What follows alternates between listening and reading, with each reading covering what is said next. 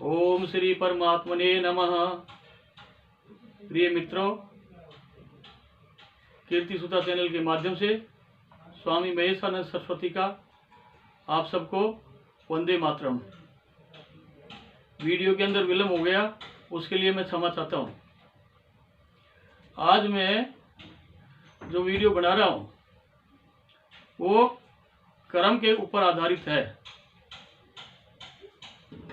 पहले जब शरीर का निर्माण होता है उससे पहले प्रारब्ध तैयार होता है और हमारे संचित प्रारब्ध से हमारे कर्म तैयार होते हैं और उसी के अनुसार हम जन्म लेते हैं और उसी के अनुसार उनका फल मिलता है। जैसे एक गाय है और गाय के 4 बछड़े हैं। तो एक बछड़ा तो शिव भगवान का नाम दिया है और एक बछड़ा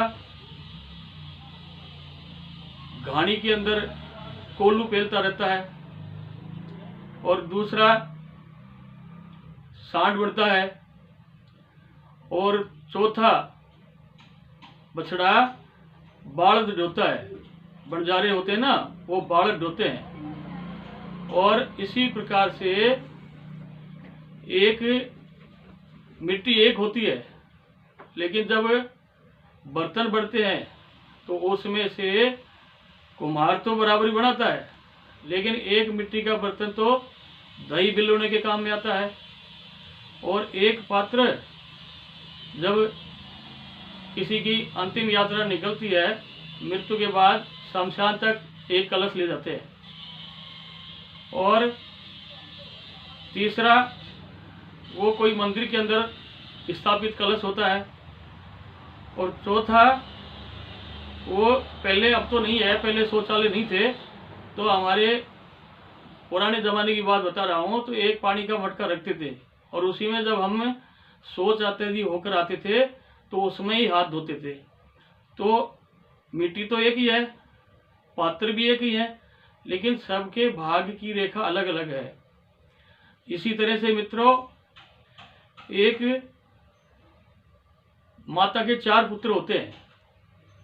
पहला पुत्र तो राज दरबार में, दूसरा पुत्र हीरा जवाहर का जौहरी बन जाता है और तीसरा पुत्र सन्यासी हो जाता है और चौथा पुत्र चोर हो जाता है, बदमाश हो जाता है, लुचा लफंगा हो जाता है।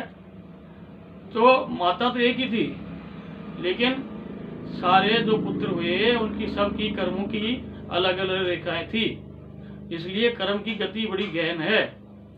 और जैसे एक बेल होती है जिसमें तुम्बा लगते हैं, एक तुम्बा तो किसी संत महात्मा के हाथ में रहता है कमंडल के रूप में, भिक्षा के पात्र के रूप में।